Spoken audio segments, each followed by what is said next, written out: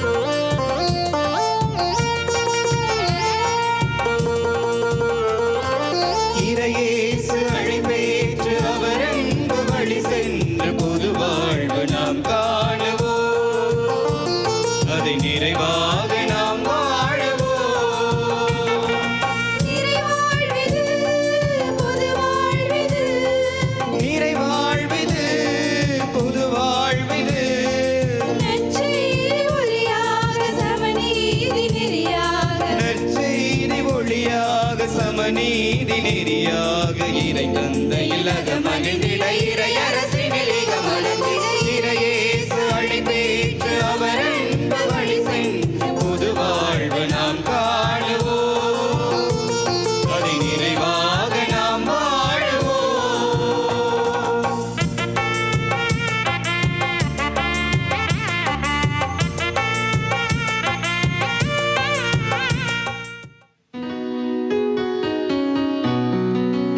தந்தை மகன் தூய ஆவியாரின் பெயராலே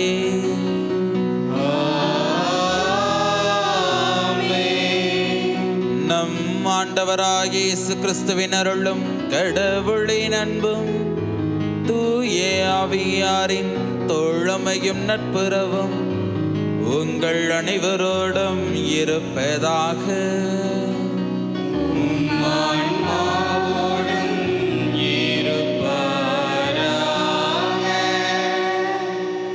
இறைவனேசுவில் அன்பிற்குரியவர்களே, இன்று புனித யோசேப்பு புனித கன்னி மரியாவின் கணவர் என்னும் பெருவிழாவை நாம் கொண்டாடி கொண்டிருக்கின்றோம். இன்றைய நாள் நமக்கு கொடுக்கக்கூடிய அழைப்பு, புனித யோசேப்புவை போல நாமும் இறை நம்பிக்கையில் நிலைத்திருக்கவும், இறை நம்பிக்கையின் வழியாக ஆண்டவர் காட்டக்கூடிய அந்த பாதையில் பயணிக்கவும் நமக்கு அழைப்பு கொடுக்கப்படுகின்றது.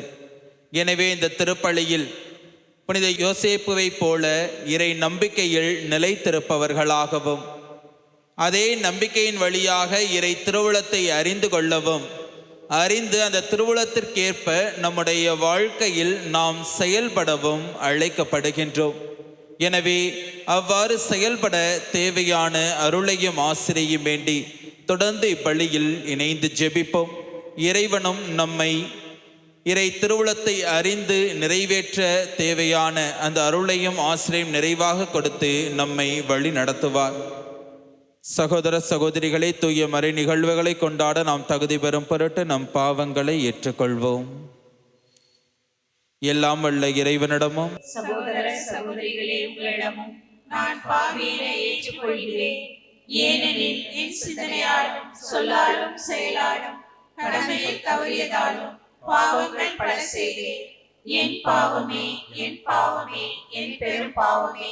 ஆகையால் எப்பொழுதும் கன்னியான புனித மரியாவையும் வானதூதர் புனிதர் அனைவரையும் சகோதர சகோதரிகளே உங்களையும் நம் இறைவனாகிய ஆண்டவரிடம் எனக்காக வேண்டிக் கொள்ள மன்றாடுகிறேன்.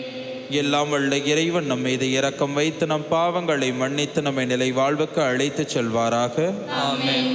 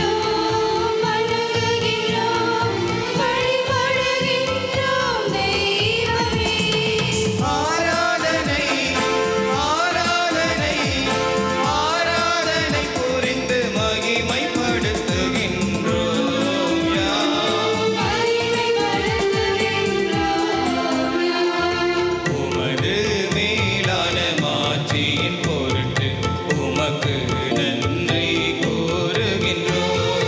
ஆண்டவராகிய இறைவனே, இணையில்லாத விண்ணரசே, ஆற்றல் மிகு வல்லவரே, தந்தையே இறைவனே, ஆண்டவரே, இறைமகனே, இயேசு கிறிஸ்து தெய்வமே, செம்மறியே செம்மறியே செம்மறியே இறை தந்தையினின்று உதித்தவனே, தந்தையினின்று உதித்தவனே, உலகின் பாவம் போக்குபவரே, நீர் எம் மீது இறங்குவீர். உலகின் பாவம் போக்குபவரே, எம் மன்றாட்டை ஏற்றருள்வீர். தந்தையிடம் வலப்புறத்தில் வீற்றிருக்கும் மீட்பரே, இரங்குமையாய் எம் மீது, இயேசு கிறிஸ்து தெய்வமே, தூயவர் தூயவர் தூயவர் ஐயா நீர் ஒருவரே ஆண்டவர். நீர் ஒருவரே உன்னதர். தூய நல்லாவியுடன் தந்தை இறைவனின் ஆட்சியில் இருப்பவர் நீரே.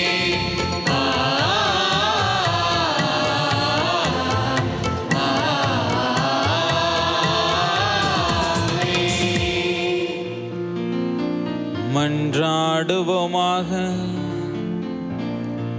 எல்லாம் வல்ல இறைவா, மனித மீட்பு மறை நிகழ்வுகளின் தொடக்கமாகிய இயேசுவை புனித யோசேப்பின் நம்பிக்கைக்குரிய காவலில் ஒப்படைத்தீரே. அவருடைய பரிந்துரையால் உமது திரு அவை அந்த மீட்பு பணியை தொடர்ந்து ஆற்ற செய்வீராக. உம்மோடு தூய ஆவியாரின் ஒன்றைப்பில் இறைவனா என்றென்றும் வாழ்ந்து ஆட்சி செய்கின்ற அவர் வழியாக உம்மை மன்றாடுகின்றோ.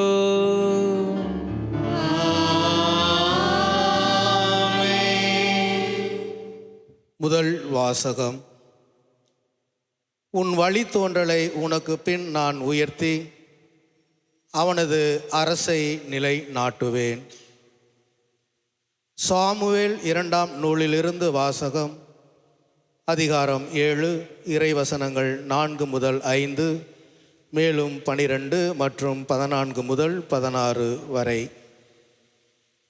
அந்நாட்களில் ஆண்டவரின் வார்த்தை நாத்தானுக்கு அருளப்பட்டது. நீ சென்று என் ஊழியன் தாவீதிடம் ஆண்டவர் இவ்வாறு கூறுவதாக சொல். உன் வாழ்நாள் நிறைவு பெற்று நீ உன் மூதாதையரோடு துயில் கொள்ளும்போது உனக்கு பிறக்கும் உன் வழித்தோன்றலை உனக்கு பின் நான் உயர்த்தி அவனது அரசை நான் நிலை நாட்டுவேன். எனது பெயருக்காக கோவில் கட்டவிருப்பவன் அவனே. அவனது அரசை நான் என்றும் நிலைநிறுத்துவேன். நான் அவனுக்கு தந்தையாக இருப்பேன், அவன் எனக்கு மகனாக இருப்பான். என் முன்பாக உனது குடும்பமும் உனது அரசும் என்றும் உறுதியாய் இருக்கும். உனது அரியணை என்றுமே நிலைத்திருக்கும். ஆண்டவரின் அருள்வாக்கு. இறைவனுக்கு நன்றி. அனைவரும் பாட வேண்டிய பதிலுரை. திருப்பாடல் 89. அவனது வழிமரபு என்றென்றும் நிலைத்து நிற்கும். அவனது வழிமரபு என்றென்றும் நிலைத்திருக்கும்.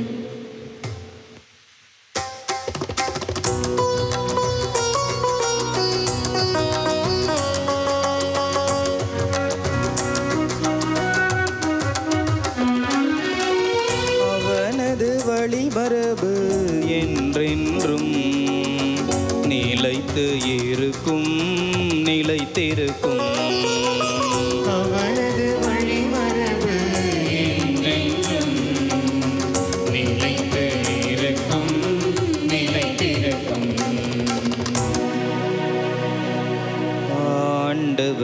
பேரன்பை பற்றி நான் என்றும் பாடுவே.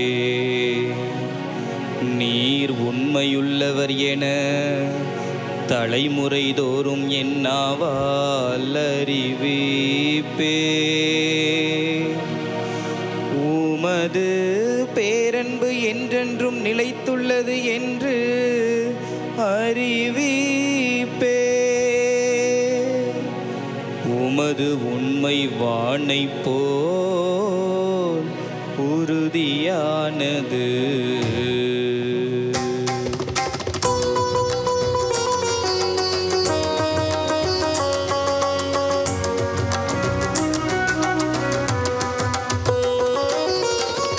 அவனது வழிமரபு என்றென்றும் நிலைத்து இருக்கும், நிலைத்திருக்கும்.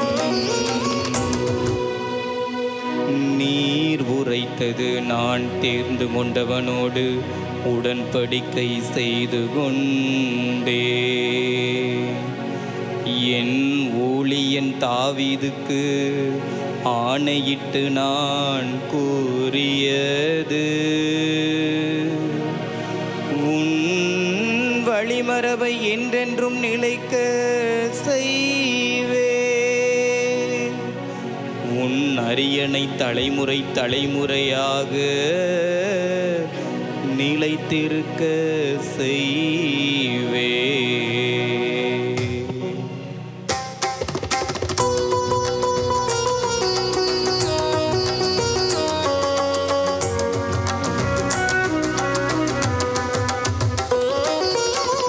அவனது வழிமரபு என்றென்றும் நிலைத்து இருக்கும், நிலைத்திருக்கும். அவனது வழிமரபு என்றென்றும் நிலைத்து இருக்கும், நிலைத்திருக்கும்.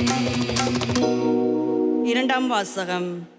எதிர்நோக்கு இடம் இல்லாதது போல் தோன்றினும் அவர் எதிர்நோக்கினார். திருத்தூதர் பவுல் ரோமேயருக்கு எழுதிய திருமுகத்திலிருந்து வாசகம். அதிகாரம் 4, இறை திருவசனங்கள் 13 முதல் 16 மற்றும் 18 முதல் 22.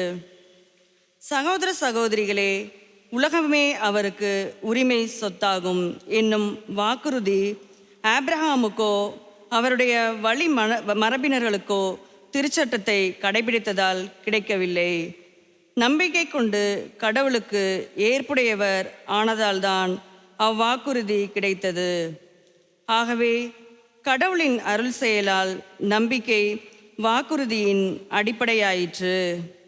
இவ்வாறு அவ்வாக்குறுதி ஆபிரகாமின் வழி வந்தவர்கள் எல்லாருக்கும் திருச்சட்டத்திற்கு உட்பட்டோருக்கு மட்டுமல்ல, அவரைப் போல கடவுள் மீது நம்பிக்கை கொண்டோருக்கும் உரியது என்பது உறுதியாயிற்று.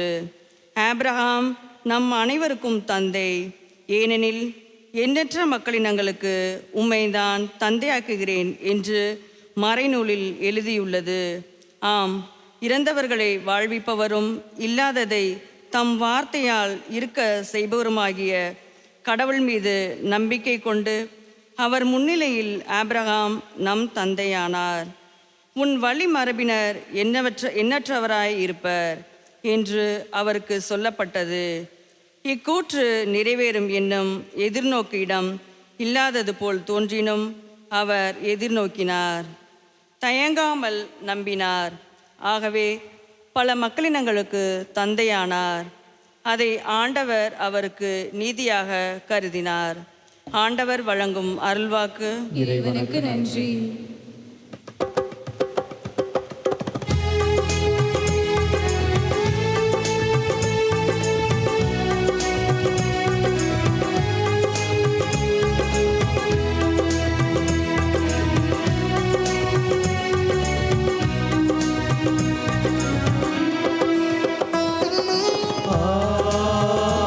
Alleluia, Alleluia, Alleluia.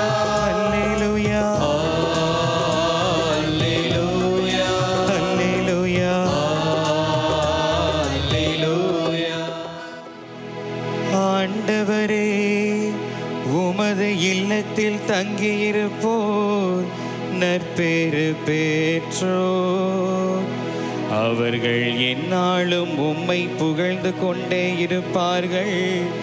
அல்லேலூயா அல்லேலூயா அல்லேலூயா அல்லேலூயா அல்லேலூயா அல்லேலூயா. ஆண்டவர் உங்களோடு இருப்பாராக.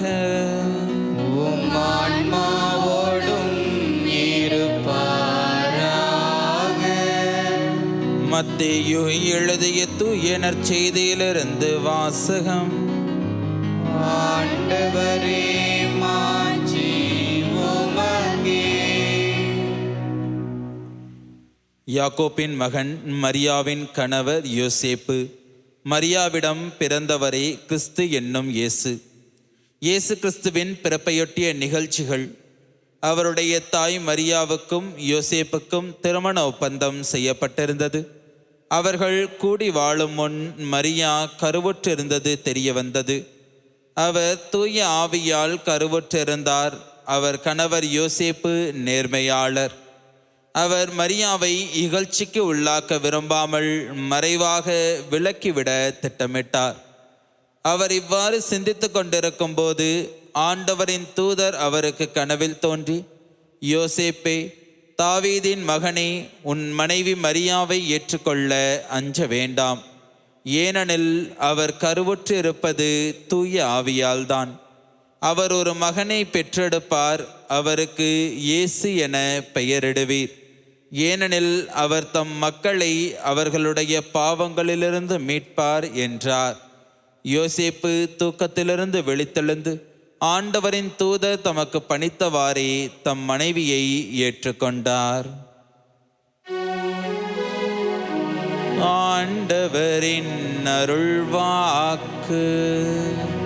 கிறிஸ்துவே உமக்கு புகழ். இறைவனேசுவில் அன்பிற்குரியவர்களே, இன்று புனித யோசேப்பு புனித கன்னி மரியாவின் கணவர் என்னும் பெருவிழாவை நாம் கொண்டாடி கொண்டிருக்கின்றோம். இன்றைய விழாவும் இறை வார்த்தையும் நமக்கு கொடுக்கக்கூடிய அழைப்பு, ஆண்டவர் மீது நம்பிக்கை கொள்ளவும் அந்த நம்பிக்கை காட்டக்கூடிய பாதையில் பயணிக்கவும் நம்மை அழைக்கின்றது. ஒரு ஆசிரியர் தன்னுடைய வகுப்புக்கு போய் கிளாஸ் எடுக்கணும்னு சொல்லிட்டு ஆரம்பித்தாராம். கிளாஸ் எடுக்கும்போது அவர் முதல்ல ஆரம்பிக்கும் போது, நம்ம இன்னைக்கு பரிமாண வளர்ச்சியை குறித்து நாம் பார்ப்போம், பரிமாண கொள்கையை குறித்து பார்ப்போம் அப்படின்னு சொல்லிட்டு வகுப்பை எடுத்து தொடங்கினாராம். வகுப்பை எடுக்கும்போது ஒரு மாணவனை முதலில் எழுப்பிவிட்டு, வெளியில் மரம் தெரியுதான்னு போய் பார்த்துட்டு வா அப்படின்னாராம். அந்த மாணவன் வெளியில் போய் திரும்ப உள்ளர வந்து மரம் தெரியுது அப்படின்னானா. புல் தெரியுதான்னு பார்த்துட்டு வா அப்படின்னாராம். திரும்ப போய் பார்த்துட்டு புல் தெரியுதுன்னானா. திரும்ப அவர் போய் வெளில வானம் தெரியுதான்னு பார்த்துட்டு வா அப்படின்னாராம். சரி, அந்த மாணவன் திரும்ப வெளியில் போய் பார்த்துட்டு வானமும் தெரியுது அப்படின்னானா.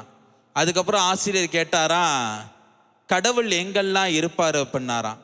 மாணவர்கள் எல்லாருமே கடவுள் எல்லா இடத்துலையும் இருப்பாருன்னாங்களாம். அப்போ இந்த வகுப்பறையில் ஃபுல்லாக கடவுள் எங்கே இருக்கிறான்னு உனக்கு எங்கே தெரியுதுன்னு சொல்லு அப்படின்னாராம். அந்த மாணவன் சுற்றி சுற்றி பார்த்துட்டு, எங்கே இருக்கிறான்னு என் கண்ணுக்கு தெரியலை அப்படின்னானா.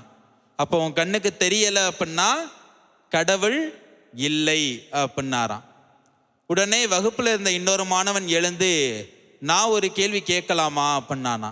சரி கேளுன்னொன்னே அவன் அதே மாணவன்கிட்ட, வெளியில் மரம் தெரியுதா அப்படின்னா, தெரியுது. புல் தெரியுதா? தெரியுது. வானம் தெரியுதா? தெரியுது. சரி, நம்முடைய வகுப்பினுடைய ஆசிரியர் உன் கண்ணுக்கு தெரிகிறாரா? தெரிகிறாரு அப்படின்னானா. ஆசிரியனுடைய மூளை உன் கண்ணுக்கு தெரியுதா அப்படின்னு கேட்டுன்னு அந்த மாணவன் சொன்னானா, மூளை என் கண்ணுக்கு தெரியலை அப்படின்னானா. அப்போ அந்த மாணவன் சொன்னானா, நம்முடைய ஆசிரியர் சொல்லி கொடுத்த அந்த பாடத்தின்படி ஆசிரியருடைய மூளை உன் கண்ணுக்கு தெரியலைன்னா ஆசிரியருக்கு மூளை இல்லை அப்படின்னானா. வகுப்பில் இருந்த மாணவர்கள் அனைவருமே சிரித்து கொண்டிருந்தார்கள். இறைவனேசுவில் அன்பிற்குரியவர்களே, இது ஒரு வேடிக்கையான கதையாக இருந்தாலும் இந்த உலகில் சிலவற்றை நம்மால் பார்த்து உணர முடியும், சிலவற்றை நம்முடைய அனுபவத்தால் தான் நாம் உணர முடியும். இறைவனை நாம் கண்ணால் கண்டு நாம் உணர முடியாது. மாறாக நம்முடைய உணர்வுகளால் நாம் அனுபவித்து நம்முடைய வாழ்வில் நாம் பெறக்கூடிய அந்த அனுபவங்களின் வழியாகத்தான் இறைவனை நம்மால் அறிந்து கொள்ள முடியும். அவ்வாறு வாழ்வில் நாம் பெறக்கூடிய அந்த அனுபவங்களின் வழியாக இறைவனை நாம் அறிந்து கொள்வதற்கு நமக்கு உதவியாக இருக்கக்கூடிய ஒரு கருவிதான் நாம் இறைவன் மீது கொண்டிருக்கக்கூடிய அந்த நம்பிக்கை. அந்த நம்பிக்கை தான் இறைவனை அறிந்து கொள்ளவும், அறிந்த இறைவனை நம்முடைய வாழ்க்கையில் ஒவ்வொரு நாளும் அனுபவிக்கவும் நமக்கு மிகவும் உதவியாக இருக்கின்றது. விவிலியத்தில் நம்பிக்கை என்றவுடன் நம் அனைவரின் சிந்தனைக்கும் வரக்கூடிய ஒரு மனிதர் ஆபிரகாம். ஆபிரகாம் நம் நம்பிக்கையின் தந்தை என்று அழைக்கின்றோம். இந்த ஆபிரகாமுடைய வாழ்வில் 3 நிகழ்வுகளை இன்று நாம் எடுத்துக்கொள்வோம். தொடக்க நூல் புத்தகம் 12வது அதிகாரம் 10வது இறை வார்த்தையிலிருந்து நாம் பார்க்கும்போது, ஆபிரகாம் கடவுளுடைய அழைப்பை ஏற்றவர். தன்னுடைய பயணத்தில் கடவுள் ஒவ்வொரு நாளும் தன்னோடு உடன் இருக்கின்றார், உடன் பயணிக்கின்றார், தன்னோடு வாழ்ந்து கொண்டிருக்கின்றார் என்று உணரக்கூடியவர். எகிப்து நாட்டிற்குள் செல்லும் போது தன்னுடைய மனைவி சாராளை தனக்கு தங்கச்சி என்று, சகோதரி என்று அறிமுகம் செய்து வைக்கின்றார். ஏன் என்றால், தன்னுடைய மனைவி என்று தெரிந்தால் பார்வோன் மன்னன் தன்னை கொன்றுவிட்டு சாராளை தனது மனைவி ஆக்கிக் கொள்வான் என்ற சிந்தனையில் தன்னுடைய மனைவி சாராளை சகோதரி என்று அறிமுகப்படுத்தி வைக்கின்றார். இதே நிகழ்வை தொடக்க நூல் 20வது அதிகாரத்தில் நாம் பார்த்தோம் என்றால், அபிமெலேக்கு என்னும் அரசரிடமும் ஆபிரகாம் இதே போலதான் தன்னுடைய மனைவி சாராளை தன்னுடைய சகோதரி என்று அறிமுகப்படுத்தி வைப்பார். இந்த 2 நிகழ்வுகளிலுமே அரசர்கள் சகோதரி என்று கூறியதனால் சாராளை தன்னுடைய அரண்மனைக்கு அழைத்து சென்று விடுவார்கள். ஆனால் ஆண்டவருடைய அந்த வெளிப்பாடை பெற்ற பிறகு தாங்கள் செய்வது தவறு என்று உணர்ந்து சாராளை மீண்டும் ஆபிரகாமிடமே அனுப்பி வைத்து விடுவார்கள். அதே போல ஆண்டவர் உன்னை நான் பெரிய இனமாக்குவேன் என்று ஆபிரகாமுக்கு வாக்குறுதி கொடுத்தார். ஆனால் அந்த வாக்குறுதியை நினைவிற்கொள்ளாமல் தன்னுடைய மனைவி சாராள் ஆபிரகாமிடம் வந்து, நான் இனி பிள்ளை பெற்றெடுக்க முடியாது, எனவே என்னுடைய பணிப்பெண்ணோடு நீ கூடி வாழ்ந்து எனக்கு ஒரு பிள்ளை பெற்றெடுத்து கொடு என்று கேட்டபோது அதற்கு இசைவு கொடுப்பதன் வழியாக கடவுள் அவருக்கு கொடுத்த அந்த வாக்குறுதியை மறந்த நிலையில் நிற்கின்றார். இந்த நிகழ்வுகள் ஒவ்வொன்றுமே ஆபிரகாம் நம்பிக்கையற்றவர் என்பதை நமக்கு சுட்டிக்காட்டவில்லை. ஆண்டவர் ஆபிரகாம் நம்பிக்கை இழந்த நிலையில் வாழ்ந்து கொண்டிருக்கின்றார் என்பதனை நாம் புரிந்து கொள்ள தேவையில்லை. மாறாக நம்மை போல வாழ்ந்த ஆபிரகாமும் நம்பிக்கையில் தளர்ச்சி அடைகின்றார். ஆனால் தளர்ச்சி அடைந்த சூழலிலும் அவர் ஒவ்வொரு நாளும் தன்னுடைய நம்பிக்கையில் எவ்வாறு புதுப்பித்து கொண்டிருந்தார், கடவுள் மீது தான் கொண்டிருந்த அந்த நம்பிக்கையில் எவ்வாறு நிலைத்திருந்தார் என்பதனை குறித்து தான் இன்றைய இறை வார்த்தையின் வழியாக சிந்திக்க நாம் அழைக்கப்படுகின்றோம். இன்றைய 2வது வாசகத்தில் கடவுள் ஆபிரகாமுக்கு கொடுத்த வாக்குறுதி அவர் திருச்சட்டத்தை கடைபிடித்ததனால் கொடுக்கவில்லை, அந்த திருச்சட்டத்திற்கேற்ப தன்னுடைய வாழ்க்கையில் வாழ்ந்ததனால் கொடுக்கவில்லை. மாறாக அவர் கடவுள் மீது கொண்டிருந்த அந்த நம்பிக்கை நிமித்தம்தான் அவருக்கு வாக்குறுதி கொடுக்கின்றார். அதே போல அவருடைய வழித்தோன்றல்கள் ஒவ்வொருவருக்குமே அந்த வாக்குறுதி கொடுக்கப்படுகின்றது என்றால் அவர்கள் திருச்சட்டத்தை கடைபிடித்தார்கள் என்பதற்காக அல்ல, மாறாக அவர்கள் அனைவருமே கடவுள் மீது நம்பிக்கை கொண்டிருந்தார்கள். எனவே இந்த நம்பிக்கை நிமித்தம்தான் அவர்கள் அனைவருக்குமே கடவுளுடைய வாக்குறுதியானது கொடுக்கப்படுகின்றது. ஆமிரவன் இயேசுவில் அன்பிற்குரியவர்களே, இவ்வாறு இயேசுவினுடைய தோற்ற மாற்றத்தை நாம் பார்க்கும்போது அதில் திருச்சட்டத்தை வழங்கிய மோசே ஒரு புறம் இருக்க, எலியா மற்றொரு புறம் இருக்கின்றார். இவ்வாறு இறைவாக்கியை வெளிப்படுத்தக்கூடிய அந்த எலியா மற்றொரு புறம் இருக்க, அந்த எலியாவினுடைய வாழ்வை நாம் எடுத்து சிந்திக்கும் போது அந்த எலியா பாகாலை வழிபட்ட அந்த போலி வாக்கினர்களுக்கு மத்தியில் உண்மையான இறைவன் யார் என்பதனை வெளிப்படுத்தக்கூடியவராக இருக்கின்றார். போலி தெய்வத்திற்கு பின் அனைவரும் சென்று அந்த பாகால் தெய்வத்தை அனைவருமே வழிபட்டு கொண்டிருந்த சூழலில் அனைவருக்கும் முன்பாக தனியாக நின்று, வாழும் கடவுள் என்னோடு இருக்கின்றார், இந்த வாழும் கடவுள் மீது நான் நம்பிக்கை வைத்திருக்கின்றேன், அந்த நம்பிக்கையின் நிமித்தம் இந்த வாழும் கடவுளை அனைவருக்கும் அறிவிப்பேன், அனைவரையும் அந்த வாழும் கடவுளின் பக்கம் திருப்புவேன், அந்த வாழும் கடவுள் மேல் அனைவரும் நம்பிக்கை கொண்டு அந்த கடவுள் காட்டக்கூடிய பாதையில் அனைவரையும் அழைத்து வருவேன் என்று பாகால் தெய்வம் போலி தெய்வம் என்பதனை அனைவருக்கும் எடுத்து கூறுகின்றார். அதே போல உண்மையான யாவே இறைவனையும் அந்த நேரத்தில் அனைவருக்கும் வெளிப்படுத்துகின்றார். இவ்வாறு அவர் வெளிப்படுத்துவதற்கு அவருக்கு அடிப்படையாக இருந்தது அவர் கடவுள் மீது கொண்டிருந்த அந்த நம்பிக்கை, ஆண்டவருடைய வார்த்தையின் மீது கொண்டிருந்த அந்த நம்பிக்கை தான் அவரை இவ்வாறு வாழ அழைத்து செல்கின்றது. அன்பிற்குரியவர்களே, இவர்களைப் போலத்தான் இன்று நாம் விழா கொண்டாடக்கூடிய புனித யோசேப்பினுடைய வாழ்வை நாம் எடுத்துக்கொண்டோம் என்றாலும் தன்னுடைய வாழ்வு முழுவதுமே இறைவன் மீது கொண்டிருந்த அந்த இறை வார்த்தையின் மீது கொண்டிருந்த அந்த நம்பிக்கையில் நிலைத்திருப்பவராக இருக்கின்றார். தன்னுடைய வாழ்க்கையில் கடவுள் கனவில் தன்னை வெளிப்படுத்தினாலும், அவருடைய திருவுளத்தை அவருடைய திட்டத்தை கனவில் வெளிப்படுத்தினாலும், கனவில் வெளிப்படுத்திய ஒவ்வொரு வார்த்தைகளையும் உள்ளத்தில் நிறுத்தி அந்த வார்த்தைக்கேற்ப தன்னுடைய வாழ்வை முழுவதுமாக கடவுளுக்கு அர்ப்பணித்து அந்த வார்த்தைக்கேற்ப தன்னுடைய வாழ்க்கையில் வாழ்கின்றார். ஆம் அன்பிற்குரியவர்களே, இன்று நாம் அந்த யோசேப்பினுடைய விழாவை கொண்டாடக்கூடிய இன்று அவருடைய வாழ்வில் இருந்து நம்முடைய குடும்பங்களுக்கு 3 பண்புகளை நாம் எடுத்துக்கொள்ள அழைக்கப்படுகின்றோம். முதல் பண்பு திரு குடும்பத்தின் பாதுகாவலர். இவ்வாறு கடவுளுடைய அழைப்பை பெறுகின்றார். அன்னை மரியாள் தூய ஆவியால் கருவுற்று இருக்கின்றார். எனவே எவ்வித தயக்கமும் இன்றி அவரை ஏற்றுக்கொள்ள அந்த ஆண்டவருடைய தூதர் கனவில் அவருக்கு உரைத்த அந்த செய்தியை முழுவதுமாக ஏற்றுக்கொண்டு தன்னுடைய வாழ்வு முழுவதுமே அன்னை மரியாளை ஏற்றுக்கொள்கின்றார். எல்லா நிலையிலும் அன்னை மரியாளுக்கு உடன் இருக்கின்றார். எல்லா சூழலிலும் அன்னை மரியாளுக்கும் குழந்தை இயேசுவுக்கும் துணையாகவும் ஆதரவாகவும் உடனிருந்து எந்நாளும் அவர்களோடு உடன் பயணிக்கக்கூடியவராக இருக்கின்றார். இவ்வாறு அந்த குடும்பத்தை எவ்வளவு தூரம் எல்லா சூழலிலும் ஒருவர் மற்றவருக்கு துணையாக இருக்க வேண்டும், எல்லா நிலையிலும் ஒருவர் மற்றவருக்கு ஆதரவாக இருக்க வேண்டும் என்பதனை தன்னுடைய வாழ்வின் வழியாக நமக்கு எடுத்து காட்டுகின்றார். அன்பிற்குரியவர்களே, இன்று நம்முடைய வாழ்க்கையில் நம்முடைய குடும்பத்தில் உள்ள ஒருவர் மற்றவருக்கு எல்லா நிலையிலும் துணையாகவும் ஆதரவாகவும் இருக்கின்றோமா என்று நாம் ஒவ்வொருவருமே நம்முடைய வாழ்வை சற்று சீர்தூக்கி பார்க்க இன்று நாம் அழைக்கப்படுகின்றோம். தன்னுடைய பெற்றோர், உடன்பிறப்புகள், உறவினர்கள் அனைவரையுமே விட்டுவிட்டு வந்த மனைவிக்காக நான் என்னுடைய வாழ்க்கையில் என்னுடைய மனைவிக்கு துணையாக இருப்பேன், என்னுடைய மனைவிக்கு என்றும் ஆதரவாக இருப்பேன் என்று ஒவ்வொரு கணவரும் முடிவெடுக்கின்றோமா? ஒவ்வொரு கணவரும் அதே போல வாழ்ந்து கொண்டிருக்கின்றோமா என்று சிந்தித்து பார்ப்போம். அதே போல என்னுடைய வாழ்வுக்காக ஒவ்வொரு நாளும் கடினமாக உழைத்து கொண்டிருக்கக்கூடிய என்னுடைய கணவருக்கு எல்லா நிலையிலும் நான் துணையாக இருக்கின்றேனா? எல்லா நிலையிலும் நான் ஆதரவாக இருக்கின்றேனா? கஷ்டங்கள் வரும்போது நான் துணையாக இருக்கின்றேன் என்று ஊக்கமூட்டக்கூடிய வார்த்தைகளை கூறி உடன் இருக்கின்றனா என்று ஒவ்வொரு மனைவிகளும் இந்த நேரத்தில் சிந்தித்து பார்க்க அழைக்கப்படுகின்றோம். யோசேப்பின் விழாவை கொண்டாடுவதனால் கணவர்கள் மட்டும்தான் சிந்திக்க வேண்டும் என்பதல்ல. யோசேப்பினுடைய பண்புகளை ஒவ்வொரு கணவரும், ஒவ்வொரு மனைவியும், ஒவ்வொரு பிள்ளைகளுமே சிந்திக்க அழைக்கப்படுகின்றோம். இன்று நம்முடைய வாழ்வுக்காக, ஒவ்வொரு பிள்ளைகளின் வாழ்வுக்காக பெற்றோர்கள் எவ்வளவு தூரம் தங்களுடைய வாழ்வை வருத்தி கொண்டு இருக்கின்றார்கள் என்று ஒவ்வொரு பிள்ளைகளும் உணர்கின்றோமா?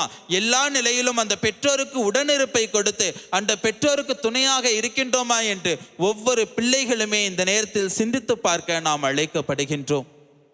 இரண்டாவது, தியாகத்தின் தந்தையாக இருக்கின்றார். ஒவ்வொரு மனிதர்களுக்குமே அவருடைய வாழ்வை குறித்து ஒரு கனவு இருக்கும். என்னுடைய வாழ்வு இப்படி இருக்க வேண்டும், என்னுடைய வாழ்க்கை துணைவி இப்படி அமைய வேண்டும், என்னுடைய வாழ்க்கை துணைவியோடு என்னுடைய வாழ்வு எவ்வாறு மாற வேண்டும் என்று ஒவ்வொருவருமே தங்களுடைய வாழ்க்கையை குறித்து பலவிதமான கனவுகளோடு தான் இருந்து கொண்டிருப்போம். அதே போலதான் புனித யோசேப்பும் தன்னுடைய வாழ்வை குறித்து பலவிதமான கனவுகளோடு வாழ்ந்து கொண்டிருப்பார். அவ்வாறு வாழ்ந்து கொண்டிருந்த அவர் ஆண்டவருடைய அந்த வார்த்தைகளை கேட்டவுடன், ஆண்டவருடைய திருவுளத்தை அறிந்தவுடன் அந்த திருவுளத்திற்கு தன்னை முழுவதுமாக அர்ப்பணித்து, அந்த திருவுளத்தை முழுவதுமாக அர்ப்பணித்ததன் வழியாக தன்னுடைய வாழ்வில் தன்னுடைய ஆசைகள், தன்னுடைய மகிழ்ச்சிகள் அனைத்தையுமே தியாகம் செய்கின்றார். எதற்காக? ஆண்டவருடைய திருவுளத்தை நிறைவேற்ற வேண்டும். எனவே ஆண்டவருடைய திருவுளத்திற்காக தன்னுடைய வாழ்வில் தான் கனவு கண்ட அனைத்து கனவுகளையும் தியாகம் செய்துவிட்டு தன்னுடைய வாழ்வு முழுவதுமே அன்னை மரியாளுக்காகவும் குழந்தை இயேசுவுக்காகவும் வாழ துவங்குகின்றார். இன்று நம்முடைய குடும்பங்களில் இந்த தியாக உணர்வு எவ்வளவு தூரம் இருக்கின்றது என்பதனை குறித்து நாம் சிந்தித்து பார்க்க அழைக்கப்படுகின்றோம். இன்று நம்முடைய குடும்பத்தில் ஒருவர் மற்றவருக்காக இந்த தியாகம் ஏதேனும் செய்கின்றோமா? முதலில் என்னுடைய கணவருக்காக என்னுடைய மகிழ்ச்சியை நான் விட்டுவிடுகின்றேன், என்னுடைய மனைவிக்காக என்னுடைய மகிழ்ச்சியை, தனிப்பட்ட மகிழ்ச்சியை நான் அனைத்தையும் விட்டுவிடுகின்றேன். என்னுடைய பிள்ளைகளுக்காக எங்களுடைய மகிழ்ச்சியை நாங்கள் விட்டுவிடுகின்றோம் என்று இன்று நம்முடைய குடும்பத்தில் எவ்வளவு தூரம் ஒருவர் மற்றவருடைய மகிழ்ச்சிக்காக, ஒருவர் மற்றவருடைய வாழ்வுக்காக தங்களுடைய மகிழ்ச்சிகளை தியாகம் செய்யக்கூடிய நிலையில், தங்களுடைய கனவுகளை தியாகம் செய்யக்கூடிய நிலையில் இருக்கின்றோம் என்பதனை குறித்து சிந்தித்து பார்க்க இன்று நாம் அழைக்கப்படுகின்றோம். இன்று என்னுடைய மகிழ்ச்சி கிடைத்தால் போதும் என்றுதான் பல குடும்பங்களில் வாழ்ந்து கொண்டிருக்கின்றார்கள். அதிலும் குறிப்பாக இன்றைய தலைமுறையினர் திருமணம் என்னும் அருள் அடையாளத்திற்குள் நுழைந்த பிறகு என்னுடைய மகிழ்ச்சி முக்கியம், நான் மகிழ்ச்சியாக இருந்தால் போதும், என்னுடைய வாழ்க்கை துணைவருக்காக, வாழ்க்கை துணைவிக்காக என்னுடைய வாழ்க்கையில் நான் எதையும் இழக்க தேவையில்லை, எதையும் தியாகம் செய்ய தேவையில்லை, எதையும் ஏற்றுக்கொள்ள தேவையில்லை என்ற மனநிலையில் தன்னை முன்னிலை நிறுத்தி வாழ்ந்து கொண்டிருப்பதனால்தான் இன்று பல திருமணங்கள் தடைக்காக, விவாகரத்துக்காக கோட்டைக்கு ஏறி நிற்கின்றது.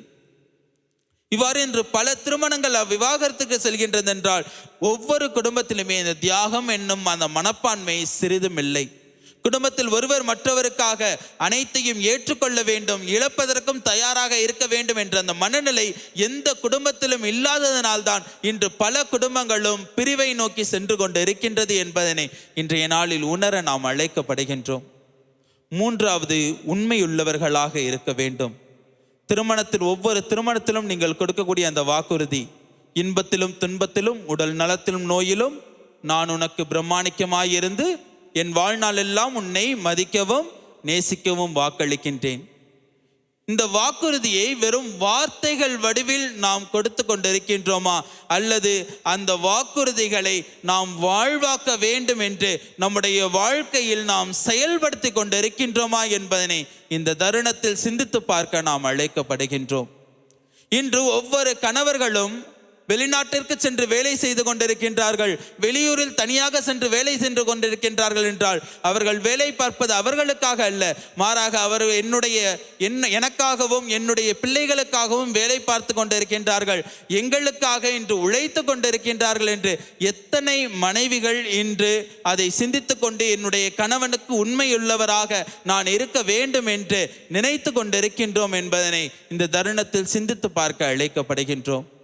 அதே போல என்னுடைய மனைவி எனக்காக என்னுடைய கஷ்டத்தில் பங்கெடுத்து கொண்டிருக்கின்றார், நான் கஷ்டப்படுவேன் என்று அவளும் என்னுடைய கஷ்டத்தில் என்னோடு உடனிருக்கின்றார் என்று எத்தனை கணவர்கள் நினைத்து என்னுடைய மனைவிக்கு என்றும் நான் உண்மையுள்ளவனாக இருப்பேன் என்று இன்றைய நாளில் வாழ்ந்து கொண்டிருக்கின்றோம் என்று சிந்தித்து பார்ப்போம். அதே போல எத்தனை பிள்ளைகள் எங்களுடைய மகிழ்ச்சிக்காக, எங்களுடைய வாழ்க்கை நல்ல நிலைக்கு செல்ல வேண்டும், எங்களுடைய வாழ்க்கையில் நான் மகிழ்ச்சியாக ஒரு நல்ல நிலையில் வாழ வேண்டும் என்பதற்காக என்னுடைய பெற்றோர்கள் பலவற்றை இழந்து கொண்டிருக்கின்றார்கள், பல கஷ்டங்களை ஏற்றுக்கொண்டிருக்கின்றார்கள் என்று இன்று எத்தனை பிள்ளைகள் அதை புரிந்து கொண்டு தங்களுடைய பெற்றோருக்கு உண்மையுள்ளவர்களாக வாழ்ந்து கொண்டிருக்கின்றார்கள் என்பதனை இன்றைய நாளில் சிந்தித்து பார்க்க நாம் அழைக்கப்படுகின்றோம். யோசேப்பினுடைய வாழ்வை எடுத்துக்கொள்ளும் போது அவர் ஒரு நேர்மையாளர் என்ற ஒரு வார்த்தை மட்டும் நமக்கு எல்லா இடங்களிலும் உச்சரிக்கப்படுகின்றது. யோசேப்பு என்றாலே நேர்மையாளர். இந்த நேர்மையாளர் என்றால் அவர் எவ்வளவு தூரம் தன்னுடைய வாழ்க்கையில் உண்மையுள்ளவராக, தன்னுடைய மனைவி மரியாவுக்கும் தன்னுடைய மகன், வளர்ப்பு மகன் குழந்தை இயேசுவுக்கும் எவ்வளவு தூரம் உண்மையுள்ளவராக வாழ்ந்தார் என்பதனை நாம் அறிந்து கொள்ள அழைக்கப்படுகின்றோம் அன்பிற்குரியவர்களே. அதே போல இன்று நம்முடைய குடும்பங்களில் ஒருவர் மற்றவருக்கு உண்மையுள்ளவர்களாக இருக்கின்றோமா என்பதனை குறித்து இன்றைய நாளில் சிந்தித்து பார்க்க நாம் அழைக்கப்படுகின்றோம். இன்றைய சமூகத்தில் ஒவ்வொரு நாளும் செய்திகளை போட்டாலே 10 செய்தி வருகின்றது என்றால் அதில் 2-3 செய்திகள் கணவன் மனைவிக்கும், மனைவி கணவருக்கும் உண்மையற்ற நிலையில் வாழ்ந்து கொண்டிருப்பதை தான் நாம் பார்த்து கொண்டிருக்கின்றோம். இவ்வாறு இருக்கக்கூடிய சூழலில் இன்று நாம் விழா கொண்டாடக்கூடிய புனித யோசேப்பினுடைய விழாவில் அவர் எவ்வளவு தூரம் தன்னுடைய வாழ்க்கை துணைவிக்கு உண்மையுள்ளவராக வாழ்ந்தாரோ அந்த உண்மையுள்ளவராக வாழ இன்று நாம் அழைக்கப்படுகின்றோம். ஆம் இறைவனே, இயேசுவில் அன்பிற்குரியவர்களே, இன்று புனித யோசேப்பின் விழாவை கொண்டாடக்கூடிய இன்று நம்முடைய வாழ்க்கையில் எத்தகைய நிலையில் நாம் வாழ்ந்து கொண்டிருக்கின்றோம் என்பதனை குறித்து சிந்தித்து பார்ப்போம். நம்முடைய வாழ்க்கையில் நம்முடைய குடும்பத்தில் இருக்கக்கூடிய ஒருவர் மற்றவருக்கு எவ்வளவு தூரம் எல்லா நிலையிலும் உடனிருக்கின்றோம், துணையாக இருக்கின்றோம். அதே வேளையில் நம்முடைய குடும்பத்தில் இருக்கும் ஒருவர் மற்றவருக்காக தியாகம் செய்ய தயாராக இருக்கின்றோமா? அதே போல எல்லா நிலையிலும் ஒருவர் மற்றவருக்கு உண்மையுள்ளவராக வாழ்ந்து கொண்டிருக்கின்றோமா என்ற கேள்வியை நாம் நம் உள்ளத்தில் எழுப்பி பார்க்க இன்று நாம் அழைக்கப்படுகின்றோம். இதோ நாம் பயணித்து கொண்டிருக்கக்கூடிய இந்த தவக்காலம் மனமாற்றத்தின் காலம், இறைவனை நோக்கி திரும்பி வருவதற்கான காலம். இறைவனை நோக்கி நாம் திரும்பி வர வேண்டும் என்றால் முதலில் இறை நம்பிக்கையில் நாம் வேரூன்றியவர்களாக இருக்க வேண்டும். இறை நம்பிக்கையில் நாம் இருக்கும்போது தான் அந்த நம்பிக்கை நம்மை ஆண்டவரை நோக்கி அழைத்து செல்லும். அவ்வாறு ஆண்டவரை நோக்கி நாம் அழைத்து செல்லப்படும் போதுதான் நம்முடைய வாழ்க்கையில் நாம் எவ்வாறு வாழ்ந்து கொண்டிருக்கின்றோம், நம்முடைய வாழ்க்கையில் சரியான பாதையில் நாம் சென்று கொண்டிருக்கின்றோமா அல்லது தவறான பாதையில் சென்று கொண்டிருக்கின்றோமா, நம்முடைய குடும்பத்தில் இருப்பவர்களுக்கு உண்மையுள்ளவர்களாக வாழ்ந்து கொண்டிருக்கின்றோமா அல்லது அவர்களுக்கு பொய்யானவர்களாக வாழ்ந்து கொண்டிருக்கின்றோமா என்று கடவுள் ஒவ்வொரு நாளும் நமக்கு உணர்த்துவார். அன்பிற்குரியவர்களே, கடவுளுடைய வார்த்தைகளை நாம் கேட்க வேண்டும். கடவுள் நம்முடைய வாழ்வில் அவருடைய வார்த்தைகளை உணர்த்தி நம்மை வழிநடத்த வேண்டும் என்றால் நாம் கடவுளை நோக்கி திரும்பி வர வேண்டும். அவ்வாறு திரும்பி வருவதற்கான காலத்தில் தான் இப்பொழுது நாம் இருக்கின்றோம். எனவே இந்த காலத்தில் பயணித்து கொண்டிருக்கக்கூடிய நாம் நம்முடைய வாழ்க்கை எத்தகைய நிலையில் இருக்கின்றது என்பதனை சிந்தித்து பார்ப்போம். அவ்வாறு சிந்தித்து பார்த்து எத்தகைய நிலையில் இருக்கின்றது, நம்முடைய வாழ்வு எத்தகைய நிலைக்கு மாற்றம் பெற வேண்டும் என்ற கேள்வியை உள்ளத்தில் நிறுத்துபவர்களாக தொடர்ந்து பலியில் இணைந்து ஜெபிப்போம்.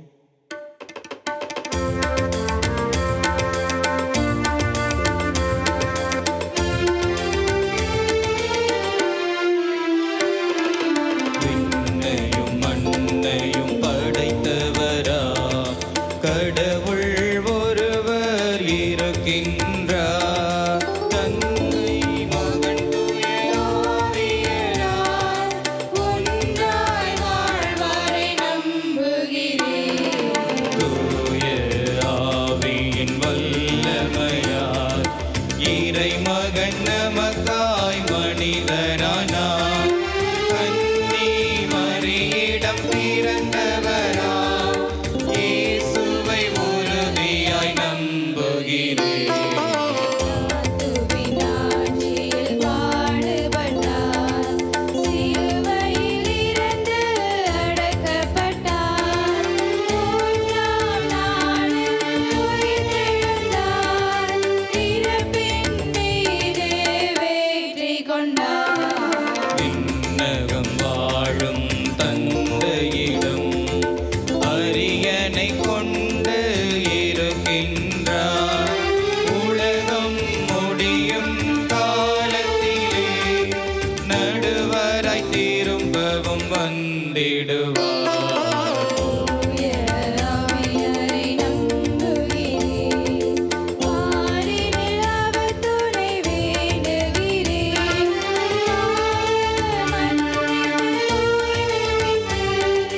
பரிகார வாழ்வில் நிலைத்திடுவேன். திரு அவை உரைப்பதை நம்புகிறேன். புனிதர்கள் உறவை நம்புகிறேன். உடலின் உயிர்ப்பை நிலை வாழ்வை உறுதியுடனே நம்புகிறேன்.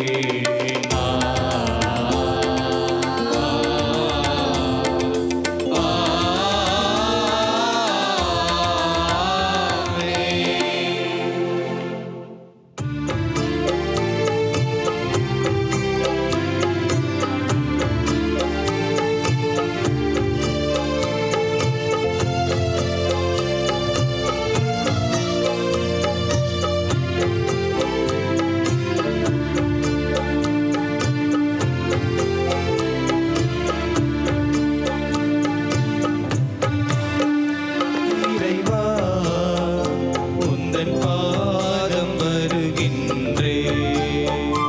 என்னையே உனக்காக தருகின்றேன். இறைவா, உந்தன் பாதம் வருகின்றேன். என்னையே உமக்காக தருகின்றேன். சகோதர சகோதரிகளை, என்னுடையதும் உங்களுடையதுமான இவ்வழியெல்லாம் அல்ல இறைவனுக்கு ஏற்றதாகும்படி மன்றாடுங்கள். ஆண்டவர் தமது பெயரின் புகழ்ச்சிக்காகவும் மாட்சிக்காகவும் நமது நன்மைக்காகவும் புனித திரு அவை அனைத்து நன்மைகளுக்காகவும் மது கையிலில் பழியை ஏற்றுக்கொள்வாராக. ஆண்டவரே, கன்னி மரியாவிடமிருந்து பிறந்தவும் ஒரே திருமகனுக்கு புனித யோசேப்பு பேரன்போடு பணி புரிந்தார். அவ்வாறே நாங்களும் உமது பீடத்தில் தூய இதயத்துடன் திருப்பணி புரிய தகுதி பெறுவோமாக. எங்கள் ஆண்டவராகிய கிறிஸ்து வழியாக உம்மை மன்றாடுகின்றோம்.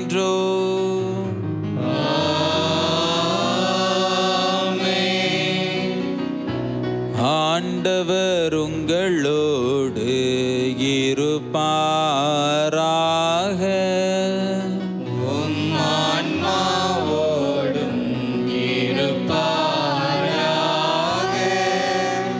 இதயங்களை மேலே எழுப்புங்கள். ஆண்டவரிடம் எழுப்பியுள்ளோம்.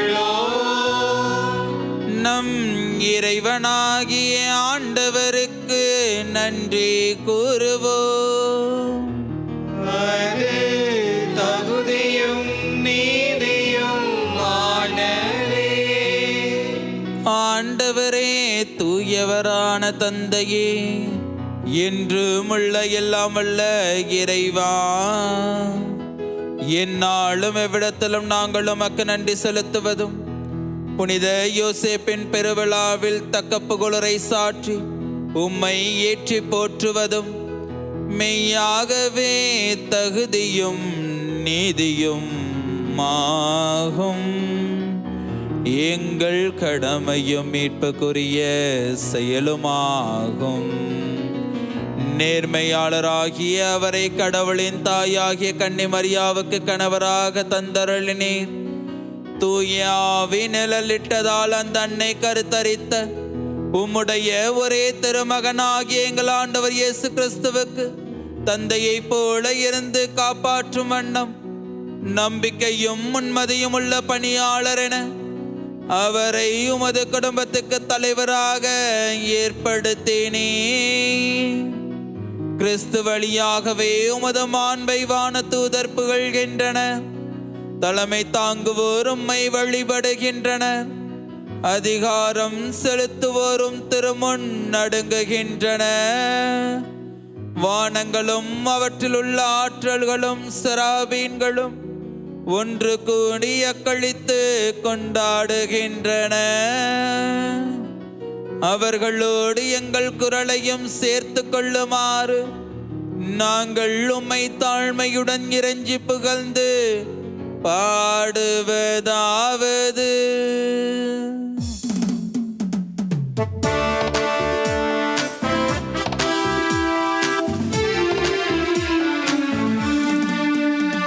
Hosanna, Hosanna, Hosanna,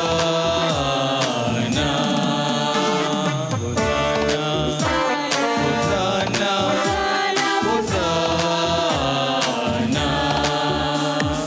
தூயவர், தூயவர், தூயவர்.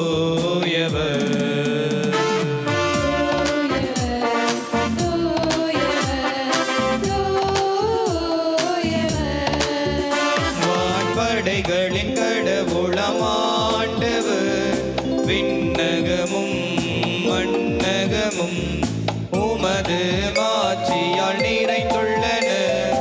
உன்னதங்களிலே ஓசானா, ஓசானா, ஓசானா, ஓசானா, ஓசானா, ஓசானா, ஓசானா. ஆண்டவரே, நீர்மையாகவே தூயவர், தூய்மை அனைத்துக்கும் ஊற்று. ஆகவே உம்முடைய ஆவியை பொழிந்தே காணிக்கைகளை தூய்மைப்படுத்த உம்மை வேண்டுகின்றோம். இவ்வாறு எங்கள் ஆண்டவர் இயேசு கிறிஸ்துவின் உடலும் இரத்தமுமாக எங்களுக்கு இவை மாறுவனவாக. அவர் பாடுபட உளம் கனிந்து தம்மை கையளித்த போது அப்பத்தை எடுத்து நன்றி செலுத்தி அதை பிட்டு தம் சீடர்களுக்கு அளித்து கூறியதாவது: அனைவரும் இதிலிருந்து பெற்று உண்ணுங்கள், ஏனெனில் இது உங்களுக்காக கையளிக்கப்படும் என் உடல்.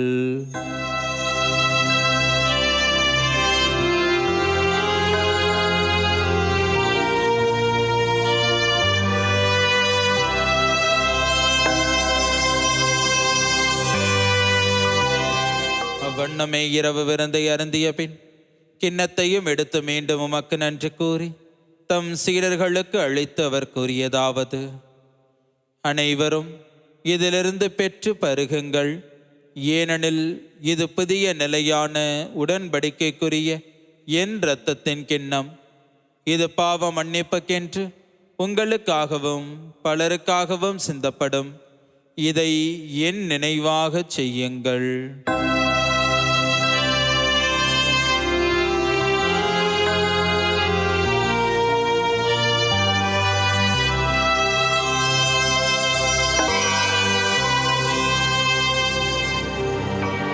நம்பிக்கையின் மறைபொருள். ஆண்டவரே, நீர் வருமளவும் உமது இறப்பினை அறிக்கையிடுகின்றோம். உமது உயிர்ப்பினையும் எடுத்துரைக்கின்றோம். ஆகவே ஆண்டவரே, நாங்கள் கிறிஸ்துவின் இறப்பினையும் உயிர்ப்பினையும் நினைவு கூர்ந்து வாழ்வு தரும் அப்பத்தையும் மீட்பளிக்கும் கிண்ணத்தையும் உமக்கு ஒப்புக் கொடுக்கின்றோம். உம் திருமுன் நின்று உமக்கு ஊழியம் புரிய தகுந்தவர்களை எங்களை ஏற்றுக்கொண்டு, எனவே உமக்கு நன்றி செலுத்துகின்றோம்.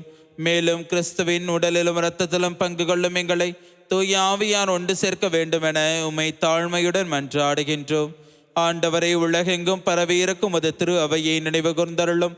எங்கள் திருத்தந்தை பிரான்சிஸ், எங்கள் ஆயர் ஆரோக்கியராஜ், எல்லா திருநிலையினராகிய அனைவரோடும் அது திரு அவை அன்பில் நிறைவு பெறச் செய்தருளும். மேலும் உயர்த்தலும் எதிர்நோக்குடன் செயல்கொள்ளும் எங்கள் சகோதர சகோதரிகளையும் இறந்தோர் அனைவரையும் இரக்கத்துடன் நினைவு கூர்ந்து மது திருமுக ஒளியினுள் ஏற்றருளும். எங்கள் அனைவர் மீதும் இரக்கமாயிரும். கடவுளின் கன்னித்தாயான புனித மரியா, அவருடைய கணவரான புனித யோசேப்பு, புனித திருத்தூதர்கள், இவ்வுலகில் உமக்கு உகந்தவராய் இருந்தோராகிய புனிதர் அனைவருடனும் நாங்கள் நிலை வாழ்வில் பங்கு கொள்ளும் தகுதி பெற்று உம் திருமகன் இயேசு கிறிஸ்து வழியாக உம்மை புகழ்ந்தேத்து மரமருள உம்மை மன்றாடுகின்றோம். இவர் வழியாக இவரோடு இவரில் எல்லாம் வல்ல இறைவனாகிய தந்தையே, தூய ஆவியாரின் ஒன்றிப்பில்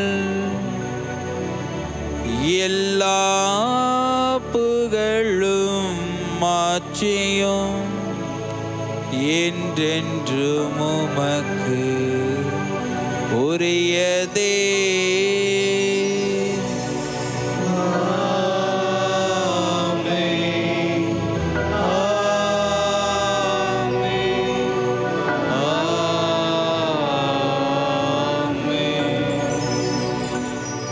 மீட்பரின் கட்டளையால் கற்பிக்கப்பட்டு இறை படைப்பினையால் பயிற்சி பெற்ற நாம் துணிந்து பாடுவோம். விண்ணுலகில் இருக்கின்ற எங்கள் தந்தையே, உமது பெயர் தூயது என போற்ற பெறுக. உமது ஆட்சி வருக. உமது திருவுளம் விண்ணுலகில் நிறைவேறுவது போல மண்ணுலகிலும் நிறைவேறுக. எங்கள் அன்றாட உணவை இன்று எங்களுக்கு தாரும். எங்களுக்கு எதிராக குற்றம் செய்வோரை நாங்கள் மன்னிப்பது போல எங்கள் குற்றங்களை மன்னியும். எங்களை சோதனைக்கு உட்படுத்தாதேயும், தீமையிலிருந்து எங்களை விடுவித்தருளும். ஆண்டவரே, தீமை அனைத்திலிருந்தும் எங்களை விடுவித்து எங்கள் வாழ்நாளில் அமைதியை கனிவுடன் அருள உம்மை மன்றாடுகின்றோம். உமது இரக்கத்தின் உதவியால் நாங்கள் பாவத்திலிருந்து எப்போதும் விடுதலை பெற்று யாதொரு கலக்கமும் இன்றி நலமாயிருப்போமாக. நாங்கள் எதிர்நோக்கி இருக்கும் பேரின்பத்துக்காகவும் எம் மீட்பராகிய இயேசு கிறிஸ்துவின் வருகைக்காகவும் காத்திருக்கின்றோம். ஆட்சியும் வல்லமையும் மாட்சியும் என்றென்றும் உமதே. ஆண்டவரே இயேசு கிறிஸ்துவே, அமைதியை உங்களுக்கு விட்டுச் செல்கின்றேன், என் அமைதியையே உங்களுக்கு அளிக்கின்றேன் என்றும் திருத்தூதர்களுக்கு மொழிந்தீரே. எங்கள் பாவங்களை பாராமல் உமது திரு அவையின் நம்பிக்கையை கண்ணோக்கி உமது திருவுளத்துக்கு ஏற்பதற்கு அமைதியும் ஒற்றுமையும் அளித்தருள்வீராக. என்றென்றும் வாழ்ந்து ஆட்சி செய்கின்றவர் நீரே. ஆண்டவருடைய அமைதி உங்களோடு என்றும் இருப்பதாக. உம் ஆன்மாவோடும் இருப்பதாக. ஒருவருக்கொருவர் அமைதியை பகிர்ந்து கொள்வோம்.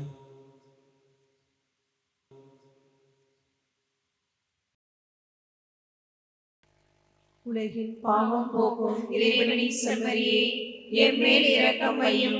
உலகின் பாவம் போக்கும் இறைவனின் செம்மறியே, எம்மேல் இரக்கம் வையும். உலகின் பாவம் போக்கும் இறைவனின் செம்மறியே, எமக்கு அமைதி அருளும். இதோ இறைவனின் செம்மறி, இவரே உலகின் பாவங்களை போக்குகின்றவர். செம்மறியின் விருந்திற்கு அழைக்க பெற்றோர் பேறு பெற்றோர். ஆண்டவரே, நீர் இல்லத்தில் எழுந்தருளி வர நான் தகுதியேற்றவன். ஆனால் ஒரு வார்த்தை மட்டும் சொல்லியுள்ளும், எனது ஆன்மா நலமடையும்.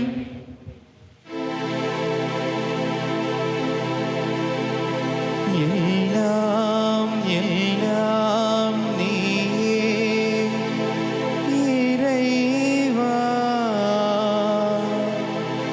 உயிரும் உடலும் நீயே, என் வாழ்வின் பொருளும் நீயே.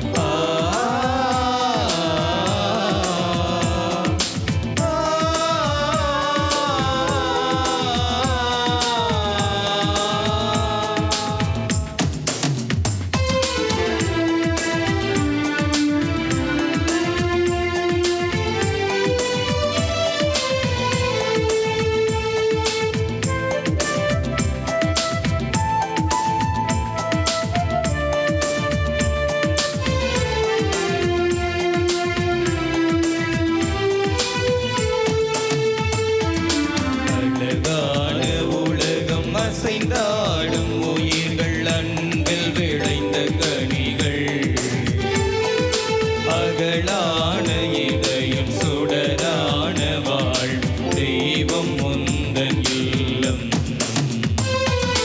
அழகான உலகம் அசைந்தாடும் உயிர்கள், அன்பில் விளைந்த கனிகள். அகலான இதயம் சுடரான வாழ்வு தெய்வம் உந்தன் இல்லம். எல்லாமே எல்லாமே நீ அல்லவா, இருத்தலும் இயக்க முன்னருள் அல்லவா. எல்லாமே எல்லாமே நீ அல்லவா, இருத்தலும் இயக்கமும் அருள் அல்லவா. அன்பாகி அருளாகி உருவாக்கும் அறிவாகி உண்மைக்கு உருவாகி உடன் வாழும் இறைவா. அழகான உலகம் அசைந்தாடும் உயிர்கள், அன்பில் விளைந்த கனிகள். அகலான இதயம் சுடரான வாழ் தெய்வம் முந்தன் இல்லம்.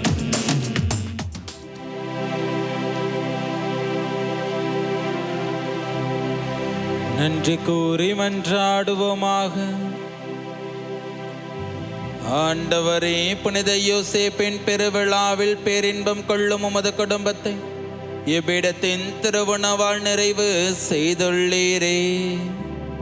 முடிவில்லா உமது துணையாளி குடும்பத்தை பாதுகாத்து உம் அருள் கொடைகளை அதனிடம் நிலைத்திருக்க அருள் புரிவீராக.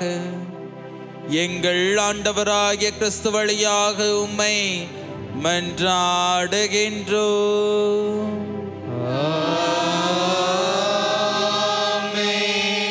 ஆண்டவர் உங்களோடு இருப்பாராக.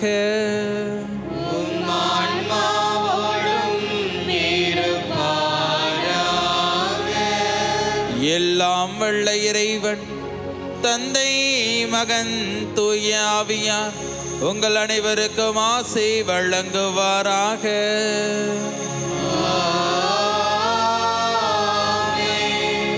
புனித யோசேப்புவை போல இறை நம்பிக்கையில் நிலைத்திருக்கவும், இறை திருவுளத்தை அறிந்து அதன்படி தங்களுடைய வாழ்க்கையில் செயல்படவும் சென்று வாருங்கள், வாழ்வின் வழி தொடர்கின்றது.